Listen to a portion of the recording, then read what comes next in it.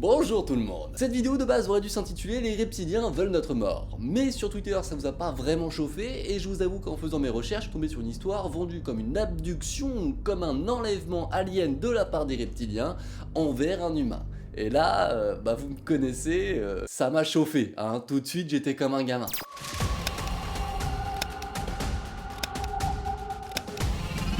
Bon, avant de commencer toute chose, je vous invite quand même à vous abonner si jamais vous aimez le sujet de cette vidéo. Si jamais elle vous plaît, faites-le dès maintenant si vous pouvez, comme ça c'est super, comme ça on n'oublie pas et on n'y revient pas plus tard. Merci pour ceux qui l'ont fait, pour ceux qui l'ont pas fait, eh bien écoutez, c'est pas très grave, hein, tant pis on verra plus tard. Alors je vous plante au tableau. Herbert Shermer est un jeune policier de 22 ans. On va mettre de côté mon accent à couper au couteau et on va s'intéresser à ce qu'il aura vu la nuit du 3 décembre. Son rôle en tant que policier est simple, il consiste notamment à faire des rondes dans les rues pour vérifier que tout se passe bien.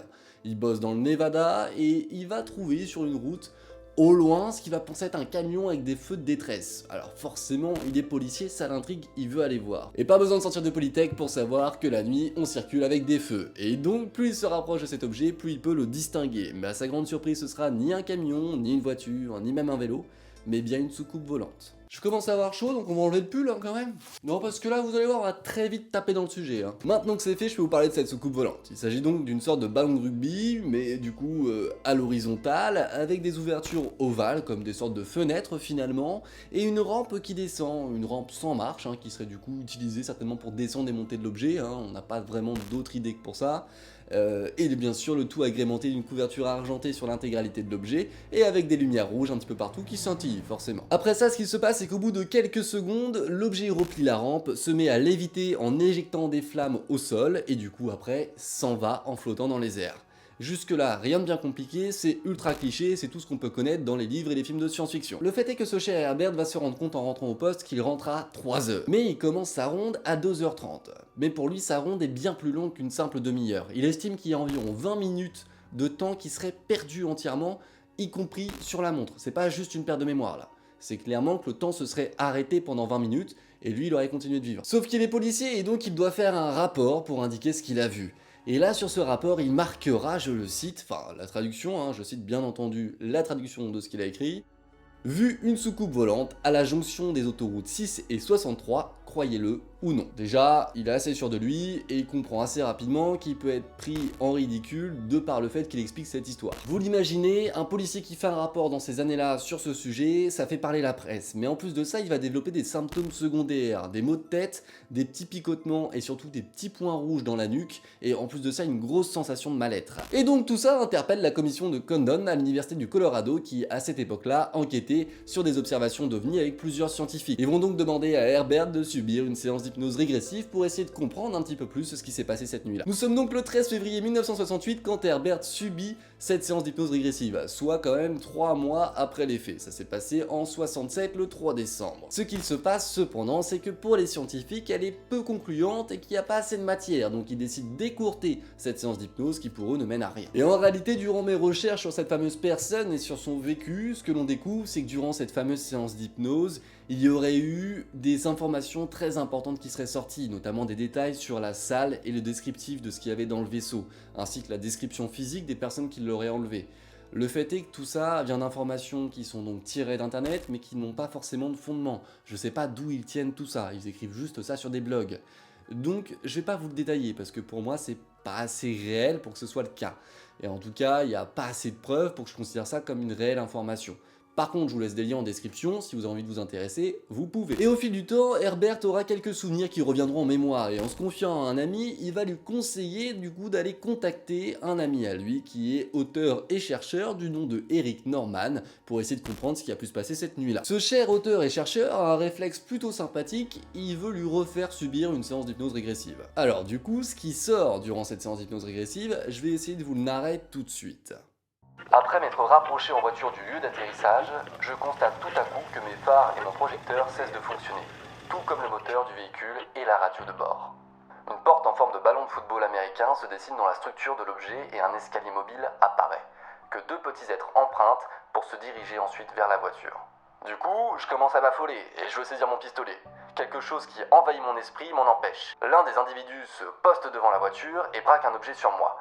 Une sorte de substance gazeuse verdâtre en jaillit et enveloppe la voiture. Puis l'individu porte vers le pare-brise un autre objet qu'il a extirpé d'une sorte de gaine qu'il porte en bandoulière. Un éclair en sort. Je me rends compte alors que je suis enveloppé d'une couche du même genre de brouillard totalement paralysé. Une force inconnue m'oblige à baisser la vitre de la portière. L'un des personnages m'agrippe au cou et je ressens une vive douleur durant quelques minutes. Puis la douleur s'estompe et je descends de la voiture. Très calme, mais comme un automate privé de ma volonté. Un des êtres me fixe droit dans les yeux et me demande: Êtes-vous le gardien de cet endroit? Je réponds que je suis policier, tandis que j'éprouve de la frayeur à être ainsi fixé d'une façon aussi pénétrante. La créature me demande alors s'il y a une centrale électrique et une réserve d'eau dans la région. Et, avant même que je puisse donner les réponses, elle m'invite à venir quelques minutes à bord de son vaisseau. N'étant pas en mesure de refuser l'invitation, je me résigne à emprunter l'escalier et à accéder à l'appareil. Oui, on va aller boire un thé avec les aliens, tiens, c'est un beau programme aujourd'hui. Non mais là je vous vois venir, attendez, pourquoi pas dans un sens, hein? Le fait est qu'une fois à bord, les êtres vont continuer de communiquer par télépathie avec lui, enfin surtout un, comme dans la majorité des histoires d'abduction, il y a surtout une seule personne qui parle, une sorte de messager ou de boss en fait, on sait pas trop. Et lui va lui donner beaucoup d'indications, notamment d'où viennent ces fameux aliens. Ils viendraient d'une base qu'ils auraient sur Vénus, mais aussi le fait que leur simple motivation à être ici, c'est de comprendre notre système de reproduction et comment on fonctionne, et qu'ils ne nous veulent donc aucun mal. Physiquement, ils ressembleraient donc à des êtres d'1m30 à 1m50 avec une peau très pâle, une combinaison argentée, une fine bouche avec aucune lèvre, des yeux en amande et une petite tête, malgré toute attente, hein, pourquoi pas, admettons. Le fait est que cette description ressemble beaucoup quand même à la race des petits gris.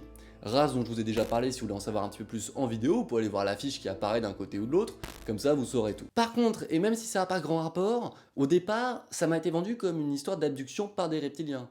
Ça n'a aucun rapport avec des reptiliens, cette description, hein. Qu'on soit bien d'accord, à aucun moment ils ont une queue, à aucun moment ils ont des écailles, rien de tout ça, à part les yeux en amande, peut-être et encore. Histoire d'agrémenter un petit peu tout ça, voici un dessin que Herbert a fait. On peut y voir une sorte d'antenne qui pour lui serait greffée en fait à leur corps et qui leur permettrait donc de communiquer. Bon, en même temps c'est à peu près l'idée globale que tout le monde aurait eu dans ces années-là. Herbert ne s'arrête pas là, il est gentil avec nous, il nous laisse beaucoup de choses, il nous laisse aussi un dessin de l'intérieur du vaisseau qui ressemblerait donc à une grande salle avec des écrans un petit peu partout, des boutons qui scintillent aussi un petit peu partout, une sorte de grande salle de contrôle.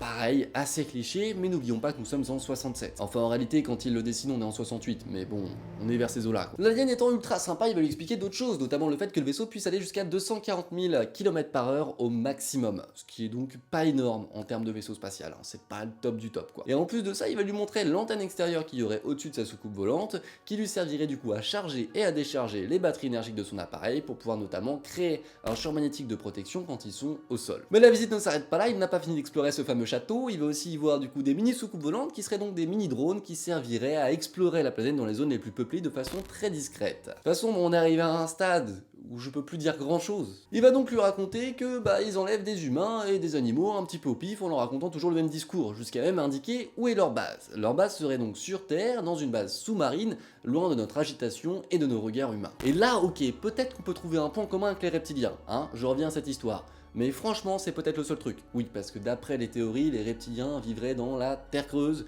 ou dans l'intérieur de la Lune en fait. Enfin bon, il y a plein de théories. Mais j'en ai déjà fait une vidéo si vous voulez aller voir, hein, c'est super, l'affiche apparaît, vous pouvez aller voir ça. De toute façon, vous inquiétez pas, un jour je ferai une vidéo intitulée « Est-ce que les reptiliens veulent nous tuer ?» Vous êtes prévenus, hein. D'ailleurs, non mais blague à part, est-ce que ça vous plairait ou pas? Je vous mets un petit sondage, vous me dites oui ou non, si jamais ça vous plaît. J'ai déjà commencé à l'écrire, il y a moyen qu'elle sorte assez rapidement, hein, voilà, vous me dites. Ce que je vous ai peut-être pas dit tout à fait, hein, en tout cas pas avec précision, c'est que ces fameuses informations sortent dans une deuxième séance d'hypnose du coup régressive, enfin si, ça je vous l'ai dit, mais le pourquoi du comment elle est plus croustillante que la première, c'est parce que ces fameux aliens lui auraient donc indiqué de ne pas dire tout ça à la commission Condon. Bon, je sais pas comment ça se prononce, mais en gros, il devait pas dire ça aux scientifiques. Voilà, l'histoire d'Herbert en gros s'arrête là, j'ai pas envie d'étayer avec des détails qui sortent de je ne sais où, donc du coup je vais pas le faire, mais il y a encore plein de détails que je pourrais vous donner, simplement je sais pas vraiment d'où ça sort. Peut-être et certainement, j'en sais rien, je ne l'ai pas lu, mais du livre que Herbert aurait écrit du coup sur son histoire. Je sais pas vraiment si c'est lui qui l'écrit ou si c'est d'autres gens d'ailleurs, donc c'est encore à vérifier, mais il y a des liens en description si vous voulez pouvoir étayer vos connaissances sur cette affaire. Et là vous allez me dire, pourquoi est-ce que tu ne veux pas nous donner tous ces détails? Outre le fait que je ne sache pas d'où ils sortent, pour moi cette histoire, et ça n'engage que moi, hein, c'est mon avis personnel, hein, d'ailleurs je serais très content d'en changer en discutant avec vous en commentaire, mais en tout cas ce que j'en pense, c'est que c'est beaucoup trop cliché. Si une chose est sûre, comme dans beaucoup d'histoires d'abduction, c'est qu'il a dû se passer quelque chose d'assez flagrant et d'assez poignant ce soir-là, quand Herbert a fait sa ronde. Ça l'a traumatisé et donc il a eu un blocage. Nous savons donc que l'hypnose régressive, depuis la vidéo sur le couple des Hill, qui ont un témoignage exclusif autour de l'hypnose comme sur cette histoire, n'est pas du coup un gage de qualité, on ne peut pas y apporter 100% de fiabilité, bien au contraire. Ce n'est pas parce qu'un témoignage est sous hypnose qu'il est fiable. Ça, c'est faux, n'importe quel hypnotiseur pourra vous le dire. Il pourrait y avoir des indices, il pourrait y avoir des métaphores, il pourrait y avoir beaucoup de choses, un élément qui s'est réellement passé, mais c'est pas la réalité à 100% dans plusieurs cas. Donc le fait est que son témoignage sous hypnose, déjà, j'y apporte pas beaucoup de crédit. Et pour moi, il aurait inventé une histoire pour cacher la réalité dans sa tête, pour s'auto-rassurer finalement, pour pas se faire trop de mal, autour de romans qu'il avait potentiellement pu lire avant. Et je suis désolé, ça plaira peut-être pas aux complotistes, mais je serais très content d'en discuter avec vous en commentaire, et faites-moi changer d'avis si vous le souhaitez, il n'y a aucun problème, on peut en discuter tous ensemble.